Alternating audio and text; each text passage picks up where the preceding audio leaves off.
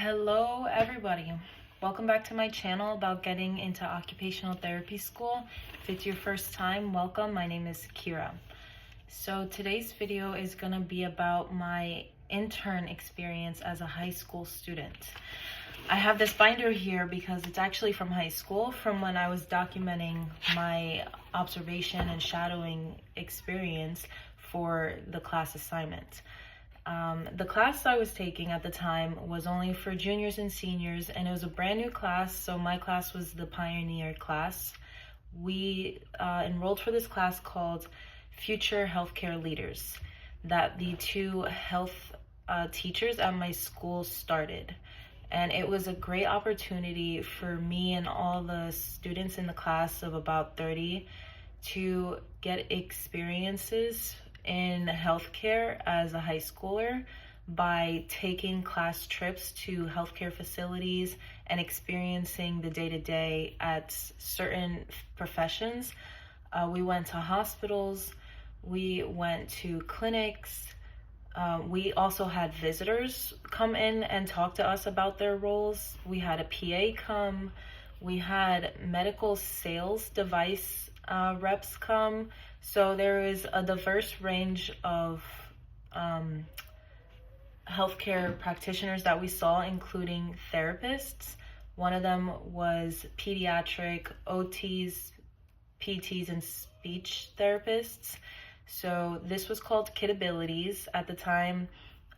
It's now called something else. When I was there, it was called Kid Abilities, and it was a pediatric facility all for occupational, physical, and speech services for children, both funded privately and through insurance. So we started an internship, each student, based off what we wanted to go into in the future. So at the time when I was around 18 years old, I had done some research, and based off of the class, when we had a trip to Kid Abilities and I saw what the scene looked like, what the environment was, who was there, the patients, the day-to-day, I went for occupational therapy back then too. So that was about, let me see, it's 2025 now, I graduated in 2017. That was about 7 years ago. So fast forward to today, I have this binder from all the notes I took as an intern at Kid Abilities. First off, we were required to reach out to the director of whichever facility or whoever we found to ask for an opportunity to volunteer or intern with them.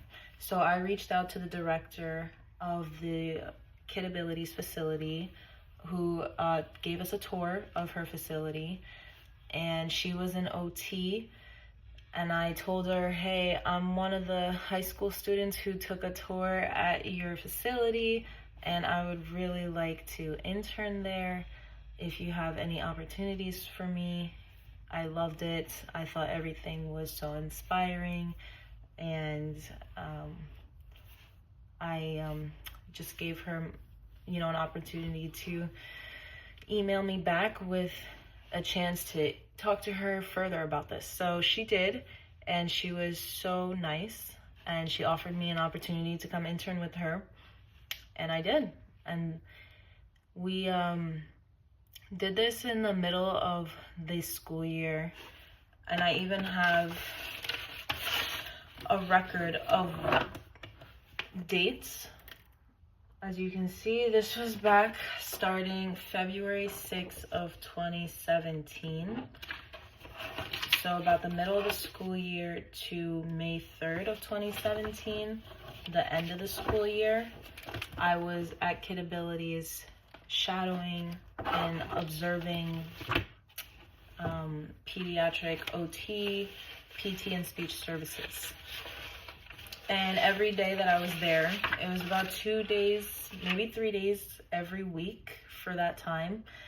We had a journal, and we had basically to log our notes, our observational notes, and take record of it for a grade for the class.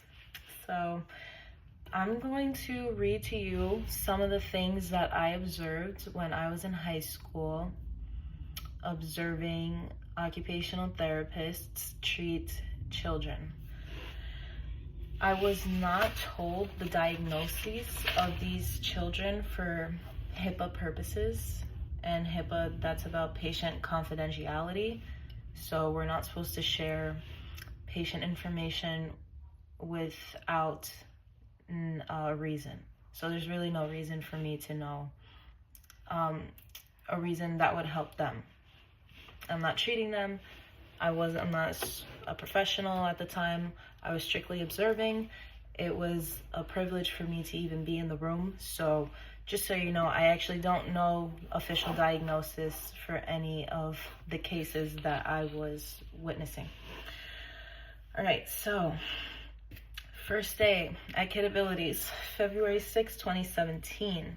And I'm sorry, I'll be reading a little bit off of the binder here, but this is actual notes, and this is to give people insight as to what a pediatric occupational therapist does based off of my observations as a high schooler. So my first day, I shadowed the OT Laura, and she was actually in charge, I guess, of the volunteers, interns, and students. So she was actually with another student named Karen, and Karen was a student at Dominican College, and she was returning to school to become an OT. So I was told by Laura that each therapist has about 25 cases total and has to treat each child according to their specific needs. Most children go to the OT clinic 2 times a week. So that was 25 kids, and she sees them twice weekly. At this clinic, they had the OT room, the jumping room, and the J room. The gym and the jumping room were where the OTs focused mostly on the motor skills, the gross motor skills. So the big muscles are arms, legs, core. And they would do activities such as an obstacle course, swinging, running, jumping, etc. And climbing. The J room is where they go to treat the fine motor skills, and that was mostly using your fingers for writing, cutting, painting, and other handheld utensils. So there were separate rooms at this facility, and they were separated by big muscles and small muscles. So let's see. My second day at Kid Abilities, I had learned that the child has to have some kind of delay of at least 30% in order for these services to be covered by the school. Okay. So this is one case where Laura had a 6-year-old boy who came in who was easily irritated. And it was explained to me that he often is unable to take instructions without getting mad. For this session, the child's mom talked to Laura about his sensitivity to toothbrushes. So, like I said, I don't know the diagnosis, but sensitivity to toothbrushes may be some sensory integration issues where he's using the toothbrush and it's the sensation is causing issues. It's not registering in a productive way. It's actually hindering him from using it, so he doesn't want to use it. So Laura today presents a toothbrush to the child, and the child was so upset to see the toothbrush. He did not want to play or get involved in anything. He even hit Laura. This is the occupational therapist. Laura was hit by this child because he was so upset by the toothbrush. Laura tried to calm him down and even had to raise her voice after being hit by him because that is not tolerated. All right, so when we made it to the gym, this was just in Laura's office. When we made it to the gym, the child was uninterested in all of the activities Laura and Karen, the student, tried to get him to play. If either of them would invite him to play, the child would just say, "I wasn't even listening to that." He said that several times. So he was just reluctant to get involved, and he kept saying, "I wasn't even listening to that." Okay, so very difficult, very difficult. He kept shutting them down when they were trying to be positive. Let's see.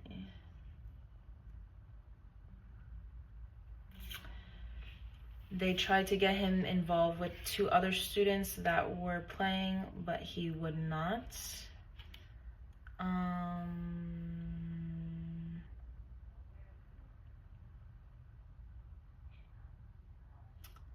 But when the other 2 kids finished their game, they went to where we were sitting and they started to help Karen with a puzzle. That got the child to start talking. He was using verbal instructions, but not actually starting to play the puzzle himself. Karen suggested they try one of the swings out. He was reluctant at first, but eventually made his way over with Karen. Next thing you know, he was inside the swing, giggling and having fun. At the end of his 45-minute session, he told Laura and Karen he knows he wasted half of his session, and next time he will participate as soon as he comes in. So he started out super difficult. He kept saying, "I wasn't even listening to that." And when Karen even asked him what he likes to do during the summer, he said his mom leaves him at home with his dad while she goes to the beach because she does not love him. Karen and Laura kept encouraging positive things, but he continued to shut them down. So, I don't know, emotional, I don't know what to say there, but he started out really annoyed and just negative, and then they kept trying to pry him open to play. By the end of the session, he wasted like a lot of it. He did end up getting involved with the other kids and then slowly opening up to play other things like the swings. And he even said he wasted half his session and next time he will participate as soon as he comes in. So that awareness at the end was there. I mean, take what you want from this.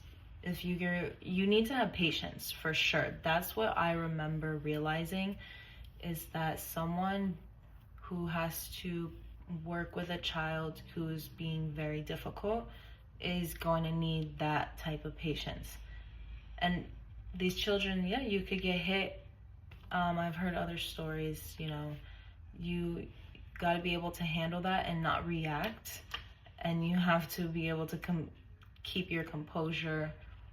You're not going to be able to yell or do anything back to a child like that. So definitely takes patience. All right. The next child that came in, so that child was 6 years old. The next child that came in was a 2-year-old boy who was very set in his ways. He could not focus on the task at hand because of one particular toy he wanted to hold the entire session, which was the letter B. So this 2-year-old boy, and this is bringing back so many memories. I remember this in my head. He was a cute little boy, and he just had a tight grip on this like toy B. I can't remember, it was just like part of a puzzle probably for learning the ABCs. And it was just a little blue bee. For whatever reason, he could not let it go. So that stops a kid from doing other things. They can't climb, they can't hold a bottle, they can't, keep their balance, catch themselves if they have their hand, occupied for a prolonged period of time for no good reason. So that's why the occupational therapist is coming in. Okay, let's see what happened.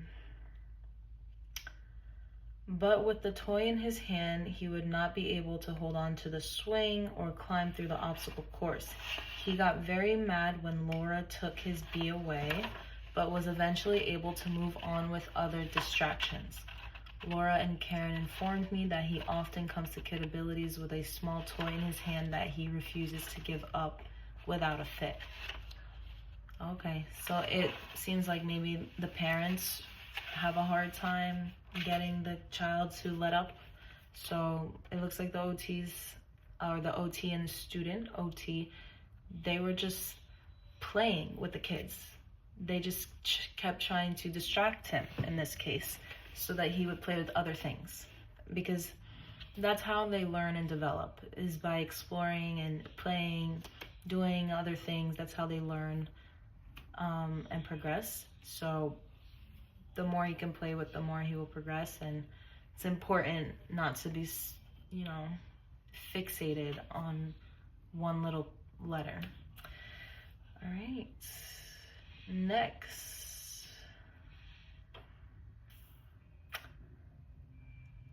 All right, so I followed another OT, Nancy, around the gym because Laura did not have a case when I got there at the time.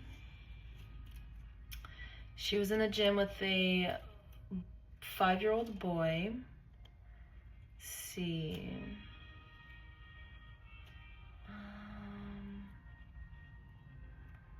I was talking to Nancy about how she went to school in New Jersey and started her career at Kid Abilities just last month, that previous month in January.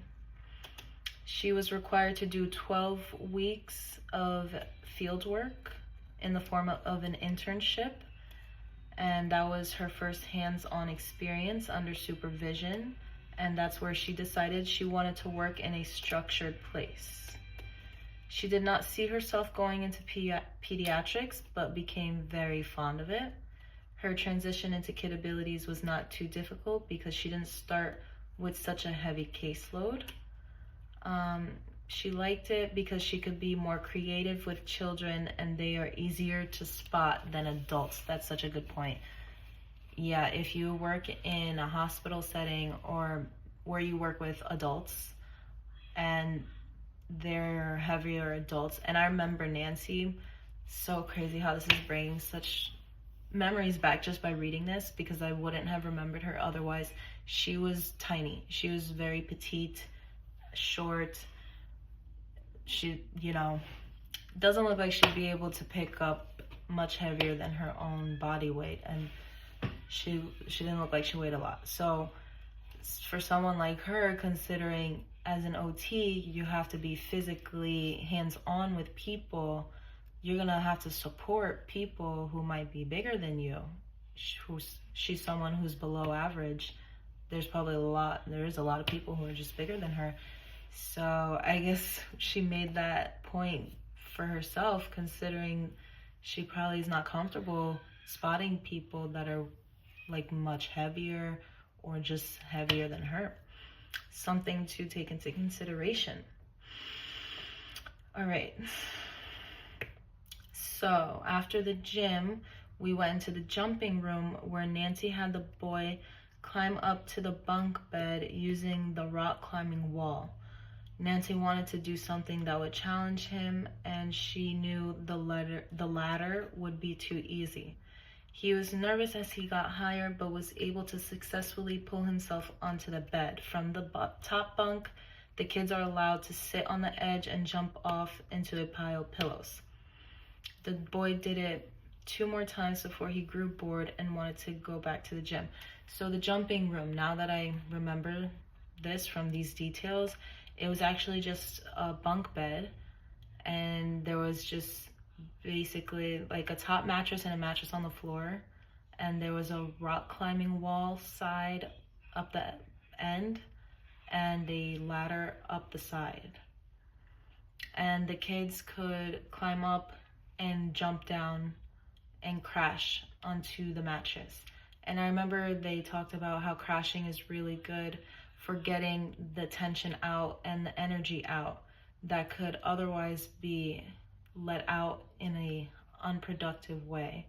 So if they're antsy, they need to move around, they haven't gone outside, run around, it's too cold, it's too rainy, whatnot, they might have a lot of energy pent up, and as a little kid, they don't know what that feeling is. They might get frustrated or more irritable. So I remember them talking about how important it is for them to just be able to crash, to just like jump and hit something. How that is really good for getting out like all this tension and energy that is otherwise could be used in a negative way. Okay, then we went to the J room to work on a Valentine's Day project. Remember, this was February. So he was tracing a heart, cutting it out and coloring it. Sounds a little bit like kindergarten, but that's all good, fine motor skills. Let's see.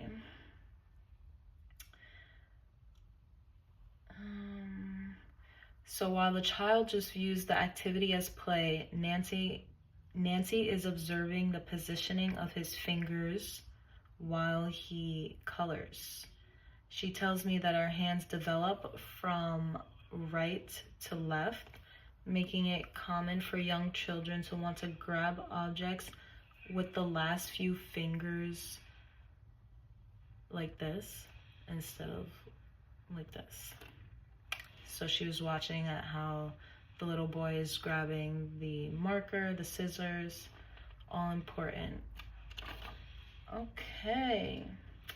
I wrote about how Laura needed to take one of the kids to the bathroom and I needed to come with her because it was policy that 2 staff members take the child to the restroom if the parent is not in the waiting room. And one staff has to hold the door open and the other has to hold the stall door closed. Okay. We played frog soccer. This is with Laura's child now. Frog soccer. The child sits on a swing and stands at the top of the wedge mat. Laura tosses a yoga ball to the kid and he kicks it using the bottom of both feet. So it's all about coordination, balance, because he's on a swing and he's standing at the edge of a wedge mat at the top here and just swinging, kicking this ball back. Okay. After that, we went to the J room, which remembers the fine motor skill room, to cut out parts of an owl and glue them together.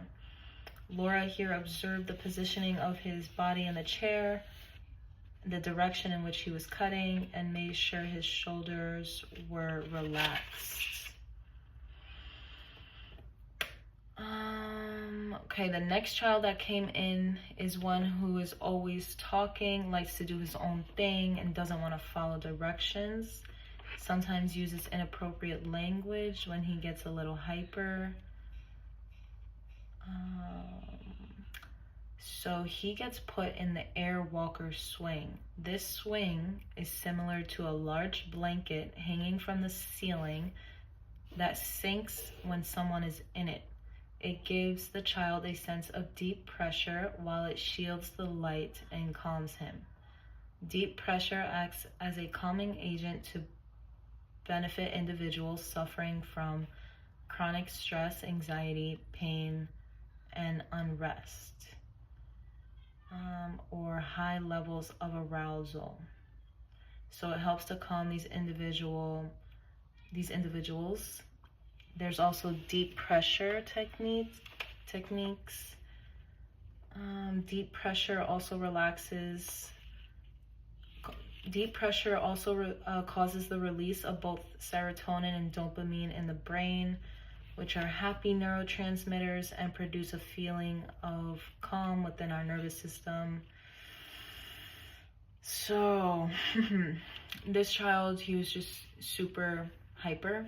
They put him in this swing that it just sinks down and it looks like kind of like a punching bag when someone's in it, or like your uvula, and he just gets swung around, and it's supposed to be relaxing because it's closed in. And I remember it was dark, so it like created some shade and darkness inside for him.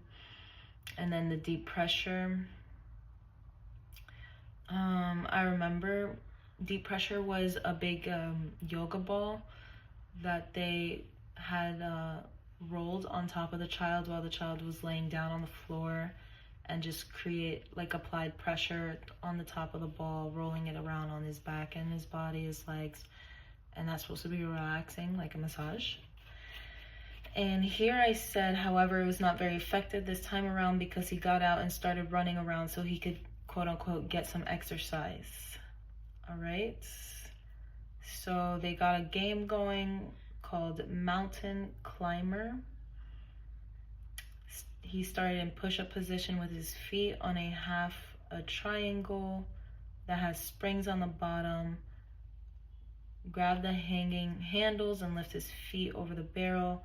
After the landing, he has to run and crash into the mountain, which is just a wedge mat that crushes the toy guards on the other side. So it was like a little obstacle course, and there were some toy guards on the other side he got to crush. So again, letting out any aggressive energy in a way that is just fun and games, like running and crashing into a mat and getting the toys down. So basically it's like a lot of play stuff for the kid, but the therapist is like analyzing a lot physically, emotionally, mentally. Let's see. I have here a copy of the notes form used for the therapists, just for reference. This is what they used at this clinic.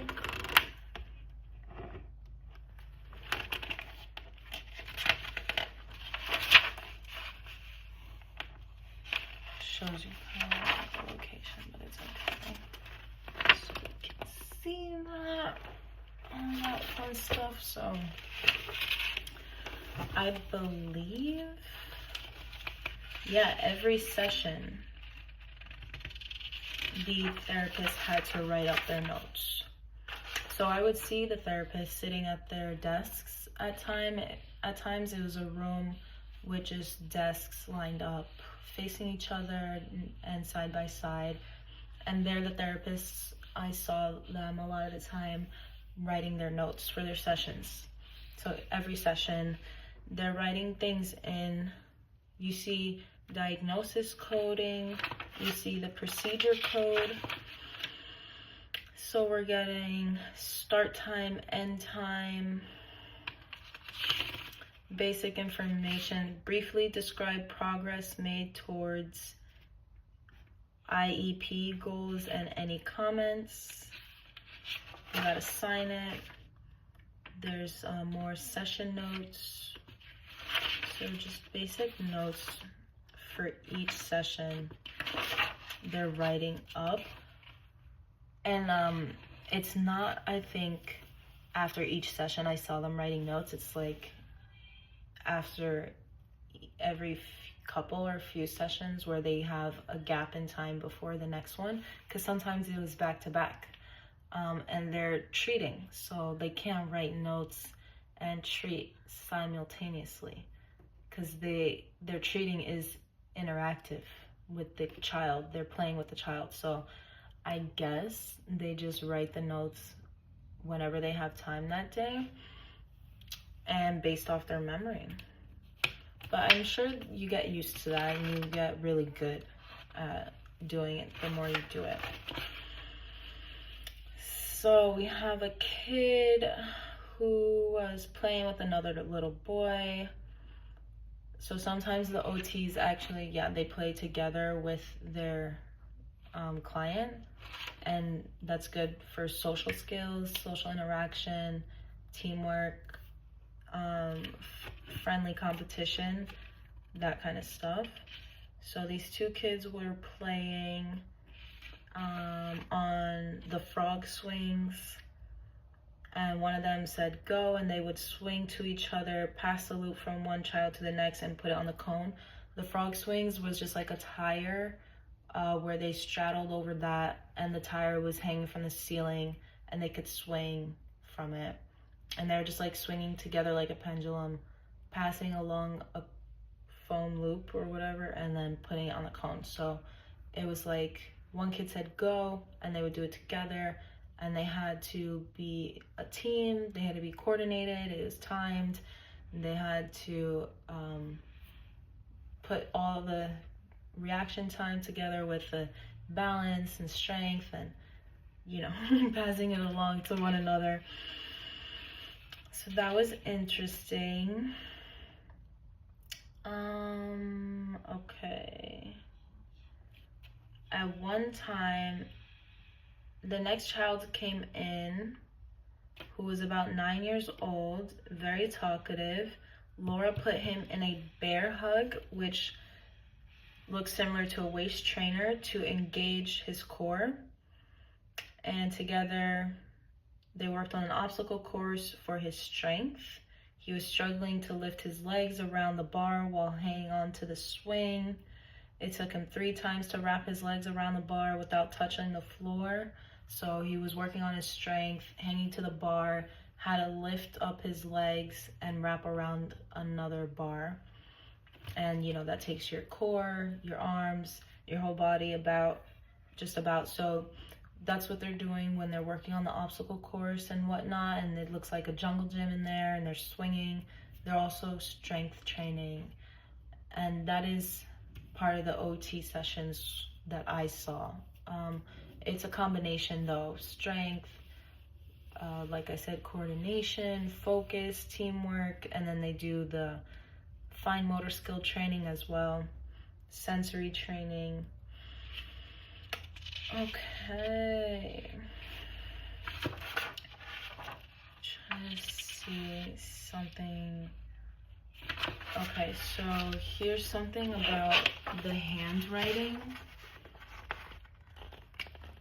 See, this was basically how they evaluated the child's handwriting. So, you know, sometimes there would be kids growing up who take tests in a different room. They had to be evaluated for that kind of thing, to get extra time to take tests or whatever the case may be. It looks like basically they would go to an OT or some other services, and the OT would determine based off of certain things like the patient or the client's handwriting, how, you know, focused, relaxed, and engaged they are. So if there's grades here like 0 to 3. 0 means distorted. 1, there's a gap. 2, somewhat accurate but slightly distorted. 2, slightly distorted. 3, written accurately. So you can look these up on Google. Annotated scoring key for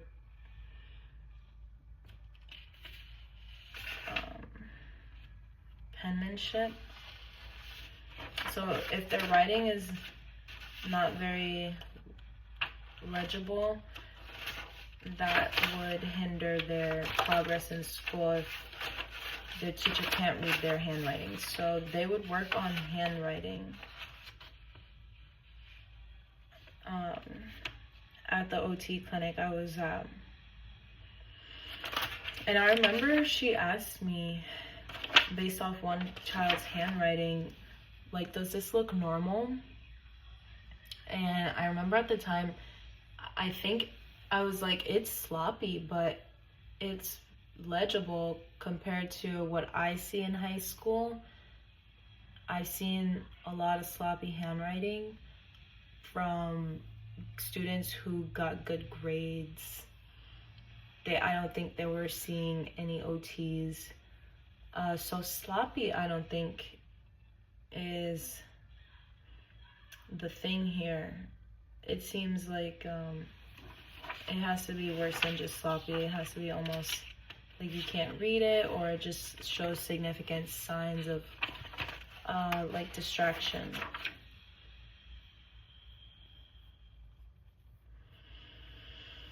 Alright, so I would do little things here and there, like I patched up a hole in their inflatable donuts.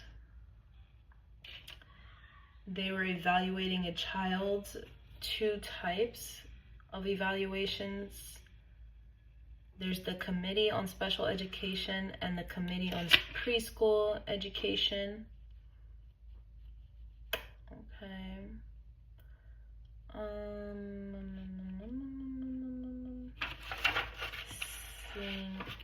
Just basic playtime things. We have kids using weight-bearing activities. So Laura mounts the patient on a piece of equipment and positions his feet on the black grips. The child has to shift his weight from side to side to take a step forward. But he didn't like it, so he went through the obstacle course, then played a game on the frog swing. So it's mostly patient directed, child directed. If they don't want to do something for some reason, they'll find something else for the patient to do. So it is tailored to their wants and desires. Whatever's going to get them involved and keep them active, most likely something they'll like, then that's what will be done.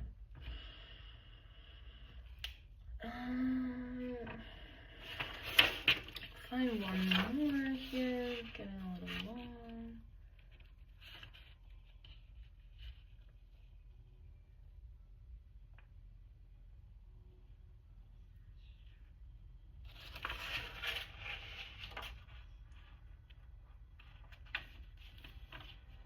All right. So this time I went into the PT gym, the physical therapy gym.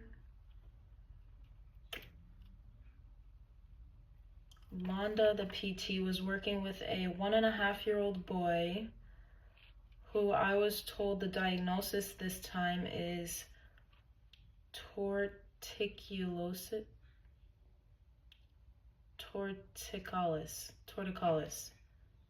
So sorry. Due to poor repositioning in the neonatal intensive care unit. According to Londa, most babies diagnosed with torticollis were in the NICU. Torticollis is a condition in which the neck muscles contract, causing the head to twist to one side. Londa says this child has had much improvement over the last 8 months, and his asymmetry is pretty much gone. The child has built his leg strength significantly. He used to trip stepping up and down the mat. However, he can do it now with ease. The child can squat all the way down to pick up a toy without a problem. So I asked Londa if PT and OT are interchangeable, and she said yes, especially in pediatrics. OTs focus more on fine motor skills, while PTs focus a lot more on gross motor skills. She said that her first job was working in the NICU as a PT. She used to stroke babies with a Q-tip to give them some positive sensory. Babies are usually pricked on the heel and are sometimes hearing disturbing noises such as alarms and doors, so the Q-tip on the skin is supposed to be soothing. Wow. That is so adorable. So she was a physical therapist telling me a bit about her experience with little babies in the NICU and just giving them positive sensory. Sensory was a big thing in the pediatrics when I was interning here at Kid Abilities, because if a kid doesn't like something, they feel uncomfortable, it's very deterring in life for the child. They just are not going to be as productive, and that's just going to hinder their development. So it's important for them to be 100% on board with everything they have going on, like their clothes, their toothbrush, the way food is in their mouth. That's all about your sensation, how it feels on your skin, how you hear it in your head, how something smells. All the 5 senses, or however many we have, that's part of the sensory integration, where it comes in through our senses and it goes to our brain and it sends a message to our brain.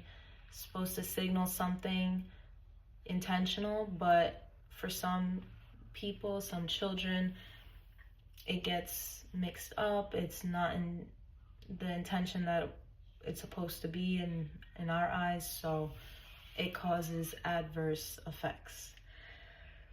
So I thought that was really interesting, that she was a PT, a physical therapist in the NICU. I'm pretty sure there's occupational therapists in the NICU too. She was doing sensory, so OTs can definitely do that. Like she said, it's interchangeable almost, mostly for pediatrics. So that's something. Okay.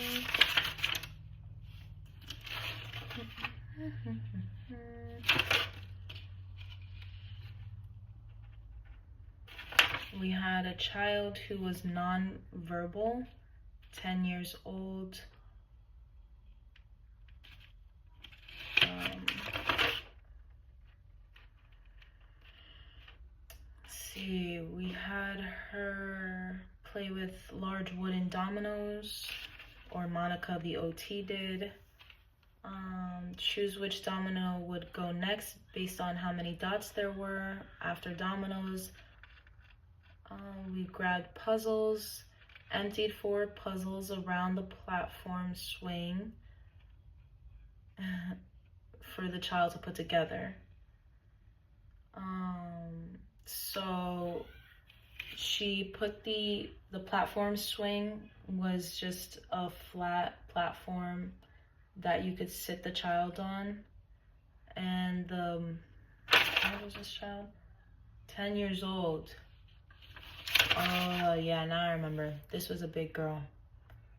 Not like, she was grown. She wasn't like a 2-year-old baby. She was older. So Monica was really using her body to spot her on the platform swing, to swing to one corner, pick up one piece of the puzzle, and swing to the other side and connect it to the correct puzzle, because she emptied 4 puzzles and had her put them together by swinging back and forth and looking at the details to see which puzzle was correct. So the therapists are looking at a whole bunch of different aspects when they're playing with the child. The swinging, that can do with balance because they don't want to fall off. The picking it up, that's fine motor skills, hand-eye coordination. They're working on all of these things on purpose to help with these developmental skills. So the creativity is definitely huge. I mean, they're playing a lot of different games with different toys, activities with other children. You have to be really creative, or you can just have to want to work on your creativity, and I think the more you do it, the better you'll get at it. But that's one thing I remember noticing, is that they are just being so creative with these games. Like, they're really combining strength training with focus. Like, however you can think of to do it, by all means, do it. So I thought that was really cool. Alright, I'm gonna stop it here. If anyone wants a copy of all the stories I have, like, because they're just in detail and there's a lot, I don't want to read word for word, and I apologize for all the gaps in the long time. Thank you so much for listening. I hope you enjoyed it. Just so you know, this was just the pediatrics, the kids, infants side of occupational therapy, and they were closely working with the physical therapist or next to, and the speech pathologist. So keep all that in mind when you're thinking about going into OT. And if you want to shadow somewhere, pediatrics is a great place to shadow. You definitely will learn a lot. I feel like it was pretty accessible. Yeah, the parents were cool with it.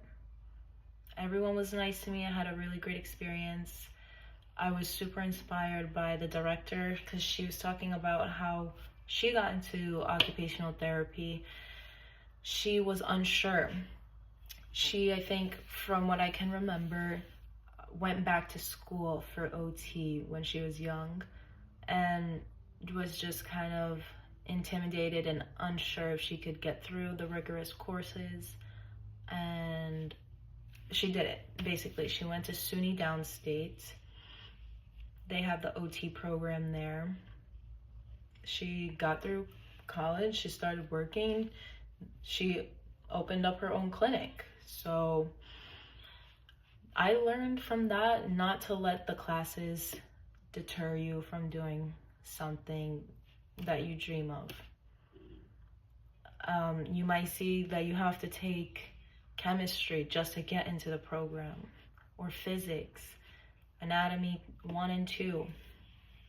For some people that may be intimidating. For me, it definitely was, because I did not take physics in high school. So I was thinking, wow, I really wish I took physics in high school. I have no foundation for this course, and I'm going to be taking it at the college level for the first time. I remember I went to tutoring for that class because I wasn't grasping it very quickly. It was pretty high speed and it was a challenge, but I got through it. I think I got like a B- or a B, and I was pretty happy with that because I was intimidated by it. But that just goes to show, don't let that stop you. It's okay to feel the fear, but you have the courage despite the fear to move forward. Just keep moving forward. There's people who felt it and still made it, and she was inspiring because now she was running her own clinic. So you never know what you could do if you don't try. So good luck to everybody. I hope you enjoyed this. If you have any questions or comments, please drop them down below. Leave a like, subscribe, and I'll see you next time. Bye.